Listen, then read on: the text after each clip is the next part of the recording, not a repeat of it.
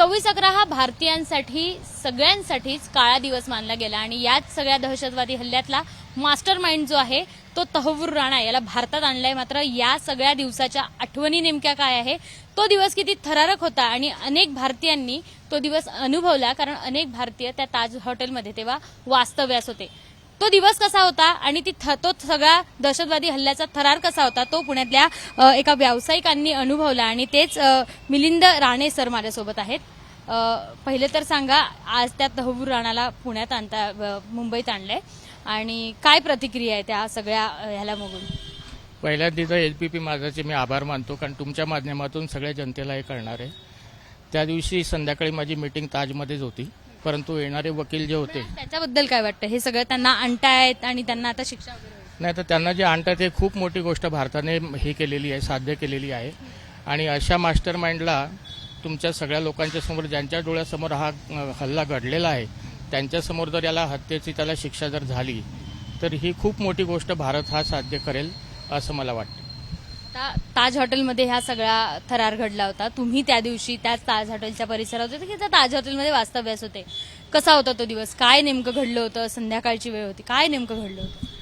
तो खूपच थरारक विषय होता। आता सुद्धा माझ्या अंगावर काटेच येत आहेत, कारण की संध्याकाळी आम्ही जेव्हा ताजमध्ये मीटिंग होती तेव्हा आमचे वकील यायला वेळ लागणार होता, त्याच्यामुळे नेहमीच्या सवयीप्रमाणे मी तिथं चहा किंवा शेंगदाणे वगैरे घेण्यासाठी गेटवे ऑफ इंडियाच्या तिथे थांबलो होतो। मग नंतर माझ्यासमोरच ताजच्या बॅक साईडने एक व्यक्ती एका आमच्या ते चहावाला किंवा त्याच्या अंगावर धडकला, त्याच्यामुळे मी तिथं गेलो, म्हटलं कोण आहे तो? नेमका तो कसाबच आतमध्ये जाताना मी डोळ्याने बघितलं, माझ्या डोळ्यासमोर त्याने मागची बंदुकीची दुसरी बाजू जी असते त्याच्याने काचा फोडून तो आतमध्ये गेला आणि नंतर तिथे ग्रेनेड वगैरे टाकलेत। त्याच्यानंतर हा म्हणजे आम्हाला पण सूचना असंच झालं की काय झालंय म्हणून। मग तितक्यात मागून मग सगळ्या जनतेला कळालं, नंतर पोलीस डिपार्टमेंटला कळालं, तेव्हा आपली कुलाब्याची team, senior PI Deepak Vishwasrao आणि त्यांचे सगळे सहकारी हे सगळे तिथे आलेत। तर मी सगळ्या लोकांना तिथं हाताशी धरून, सर तुम्ही या बाजूने जाऊ नका, या बाजूने जाऊ नका, तुम्ही इकडच्या बाजूने जा। ते खूप मोठं हॉटेल, वेगवेगळ्या ह्याच्यातनं ते आज जात होते की माझ्या डोळ्यासमोर ते जिथून घुसलेत आणि त्यांनी ग्रेनेड टाकला पहिला, ते मी बघितलेलं होतं। हो, आणि त्याच्यानंतर मग सरांची टीम आली, दीपक विश्वासराव सरांची, आणि सर त्याच रस्त्याने जायला लागले, तर मी त्यांचा हात पकडून बाजूला करायला लागलो, परंतु एक मी सामान्य मनुष्य आणि प्रोटोकॉलप्रमाणे सरांनी मला काही तेवढं हे दिला नाही। परंतु सरांच्या पायाच्या पुढे जेव्हा दुसरे 2 ग्रेनेड पडलेत तेव्हा सरांना लक्षात आलं की या मुलाने सगळं बघितलेलं आहे। मग सरांनी मला नंतर बोलवलं, नंतर मग तेव्हापासून तर सकाळी 7 वाजेपर्यंत मी सगळ्या पोलीस लोकांच्या सोबतच होतो तिथे, कमांडोज वगैरे होते, रात्री त्यांना पाणी देणं किंवा हे देणं। त्याचबरोबर रात्री 12 ते 1च्या दरम्यान जेव्हा क्राईम ब्रँचची खूप मोठी टीम आली, म्हणजे जेव्हा तिच्यामध्ये 4 युवक पोलीस होते, म्हणजे मला ते सांगावंसं का वाटतं की खूप युवक जवान होते, ते भारती सर आपले क्राईमला तिथं होते, तर ते आले तेव्हा मी त्यांना सुद्धा प्रयत्न करत होतो सांगण्याचा की तुम्ही आतमध्ये जाऊ नका, परंतु जो जोश असतो की बाबा आपल्याला सगळ्यांना वाचवायचं आहे, म्हणजे लोकांना वाचवायचं, या दृष्टीने सगळे पोलीस आतमध्ये जात होते। पण त्या 4ही पोलीस युवक जे होते त्यांच्या अंगावरती आपण म्हणतो ना शील्ड म्हणा किंवा बुलेट प्रूफ जॅकेट हे मी बघितलं नाही। त्यांनी जे घातलं होतं ते असं फाटकं वगैरे होतं, तेव्हा माझा खूप जीव गेला माझा त्यांचा, कारण मला माहिती होतं या आतमध्ये जाऊन त्यांच्यावरती काय होणार आहे। अर्ध्या ते 1 तासानंतर त्याच्यापैकी 4पैकी 3 मुलं अक्षरशः पाठ जळत वगैरे सगळे खालती आलेत आणि ॲम्ब्युलन्समध्ये माझ्यासमोर टाकलेत।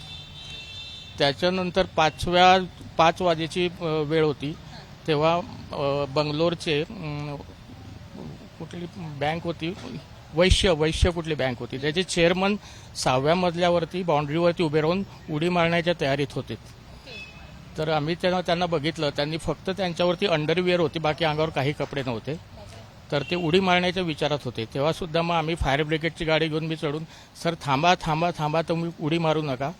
मग नंतर त्यांना मी खालती उतरवल्यावर लगेच सगळे पोलीस त्यांच्या बाजूला की बाबा काय झालं काय नाही। मग मी सगळ्यांना थांबवलं, म्हटलं सर ज्येष्ठ नागरिक आहेत, म्हटलं अटॅक येण्याची शक्यता आहे, तर त्यांना अगोदर JJ मध्ये पाठवा, नंतर 8 वाजता मग त्यांची मुलाखत घ्या। तुमच्या ओळखीत तुमची बैठक होती त्या दिवशी त्या हॉटेलमध्ये, तुमच्या ओळखीतले काही जण काय काय करत होते त्यावेळी? कारण तुम्ही त्यांनाच सांगून बाहेर पडलेला त्या हॉटेलमध्ये। आमचे व्यावसायिक लोक होते आणि शेवटी कसं आहे की प्रॉपर्टीचं डील जे होतं त्याच्यासाठी वकिलांची सल्लामसलत करून तुम्हाला प्रॉपर्टी द्यायची का नाही किंवा काय त्याच्यातल्या क्युरीज वगैरे या सगळ्या सॉल्व्ह करायसाठी आम्ही तिथं त्यांच्याबरोबर मीटिंग होती। मग आत कोणी अडकलं होतं तुमच्यातलं? नाही, त्याला कारण काय, मीच एक महत्वाचा होतो. मीच जर बाहेर होतो तर त्याच्यामुळे बाकी लोक आतमध्ये गेलेच नाही. ते म्हटले सर आल्याच्यानंतर सगळे एकत्र जाऊ आतमध्ये. तुम्ही सगळ्यांच्या धोका वाचवला. आणि त्याच्याबरोबर जवळजवळ 23 ते 24 लोकांना आम्ही खालती उतरवून वाचवलं त्या दिवशी. आणि महत्वाचं म्हणजे की दीपक विश्वासराव सरांची जी टीम होती ती खूपच लोक धाडसी होती. म्हणजे आतमध्ये घुसणं, जेव्हा दिसतंय की ग्रेनेड पडताय तरी सुद्धा आतमध्ये जाऊन जीवावर खेळून माझ्या डोळ्यासमोर त्यांचा पुनर्जन्म झाला त्यांचा सुद्धा. आणि काहींचा जीव देखील गेला आपल्या. काही लोक खूप म्हणजे गेलेत. हेमंतकरकरे वगैरे ही सगळी लोक होती, ही म्हणजे बळीच पडलीत अक्षरशः यावेळेला. हे सगळं एका बाजूने घडत होतं, टीव्हीवर हे सगळं दिसत होतं. तुमच्या घरातले पण हे सगळं, अक्षरशः मलाच काटे येतात ते बघून. तुमच्या घरातले पण ते सगळं बघत असतील आणि त्यांच्या काय रिएक्शन्स होतं? तुमचा फोन सुरू होता का? काय रिएक्शन्स होते त्यांचे? नाही, माझा फोन सुरूच होता.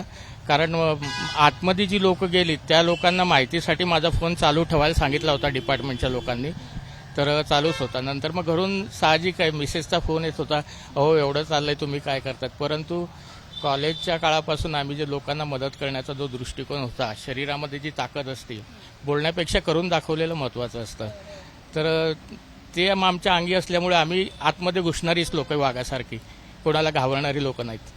तर लोकांना कसं वाचवलं पाहिजे, आता मी सामान्य मनुष्य होता, परंतु मी जरी आतमध्ये जाऊ शकत नव्हतो तरी पोलिसांना तर मी गाईड करू शकत होतो. नंतर कमांडो लोक होते, त्यांना दिल्लीवरतून अजून म्हणजे हे येत नव्हते, म्हणजे you can say the orders येत नव्हत्या, त्याच्यामुळे ते लोक सुद्धा काही करू शकत नव्हते. तर त्या लोकांना कोणाला सँडविच द्या, पाणी द्या, म्हणजे ते लोक भक्कम राहतील आणि ते पुढे लढतील. अशी असा एखादा तेवढ्याच याच्यात किस्सा घडला की समोरच आपण वाचवतोय पण आपल्या समोरच सगळं निस्तनाभूत होताना? हो, समोर म्हणजे अक्षरशः म्हणजे आता सुद्धा म्हणजे आपली रक्ताची नसली तरी जनतेसाठी जी पोलीस लोक वगैरे जी करतात की बाबा आतमध्ये घुसून अंगावरती शिल्ड नाहीये, जॅकेट प्रूफ जॅकेट नाहीये, तरी सुद्धा आतमध्ये जाऊन नुसता ऑर्डर मिळाली म्हणून आतमध्ये घुसायचं आणि छातीवर गोळी घ्यायची, हे मुंबई पोलिसांचं बघून आजही माझ्या डोळ्यात पाणी येतं. लहान मुलं होती, त्यात अनेक जण होती, खूप लहान मुलं होती, महिला होत्यात, कुणी गरोदर होत्यात, आतमधल्या होत्यात. म्हणजे त्यांची जी परिस्थिती बघून म्हणजे हा एक देवाचा ओघ किंवा काय आहे म्हणजे तेच कळत नसतो की काय कशामुळे झालं हे. आणि तरी सकाळी 6 वाजेच्या दरम्यान पहिल्या मजल्यावरती आपल्या शासकीय सेक्रेटरी होत्या आपल्या गृह खात्याच्या, त्या 3 मैत्रिणी होत्या, त्या लपून बसल्या होत्या. त्याच्यामुळे त्यांना सकाळी पण मी 6:30 दरम्यान उतरवलं पहिल्या मजल्यावरतून शिडी लावून. आणि त्याच्यानंतर मग मी 7-8 वाजता, बायको काही ऐकायला तयार नव्हती, त्याच्यामुळे मग शेवटी 8 वाजता मग पुण्याला निघालो. तो दिवस तुमच्यासाठी, तुमच्या घरच्यांसाठी पण प्रचंड असा ताकद देणारा किंवा ताकद. आता हा सगळा सिनेरिओ बघून झाला, तुमच्या आयुष्यातला सगळ्यात वाईटातला वाईट सगळा प्रसंग बघून झाला असेल कदाचित, पण आता तहव्वूर राणाला अखेर भारतात आणले, त्याला काय शिक्षा होणं, फाशीची शिक्षा होणं अपेक्षित आहे की काय शिक्षा होणं, काय मागणी काय तुम्ही? आता मी डोळ्याने सगळ्या लोकांना मरताना बी बघितलेलं असल्या कारणामुळं आता आपल्या भारत देशामध्ये तर तशी काही संविधानामध्ये तशी काही ही नाहीये की बाबा त्याला समोर गोळ्या घालून मारलं पाहिजे. तर त्याला शासनाच्या संविधानाच्या याच्याप्रमाणे फाशी आपण देऊ शकतो. तर कमीत कमी लवकरात लवकर जरी फाशी दिली तरी सगळ्या मृत आपले पोलीस जवान आहेत किंवा मृत आपली जी लोक आहेत त्यांना श्रद्धांजली मिळेल असं मला तरी वाटतं. हे एवढ्या वर्षापासूनचं 26/11 पासूनचं हे सगळं सुरू आहे, तहव्वूर राणा, कसाब आणि हे सगळं झालं. कोणता असा एखादा क्षण होता की त्या दिवशी तुम्हाला वाटलं की नाही हा दिवस बघायचा होता मला, कारण त्या दिवशीचं मी ते सगळं बघितलं आणि आज मी हा दिवस बघतोय, ते यामुळे या सगळ्यांना एका पद्धतीने श्रद्धांजली? याच्या आधीचा नाही, मी तर एवढंच म्हणेल की परमेश्वराने आपल्याला जो जन्म दिलेला असतो ते समाजाचं जर काही देणं असेल तुम्हाला तर असे प्रसंग तुमच्यासोबत येतात.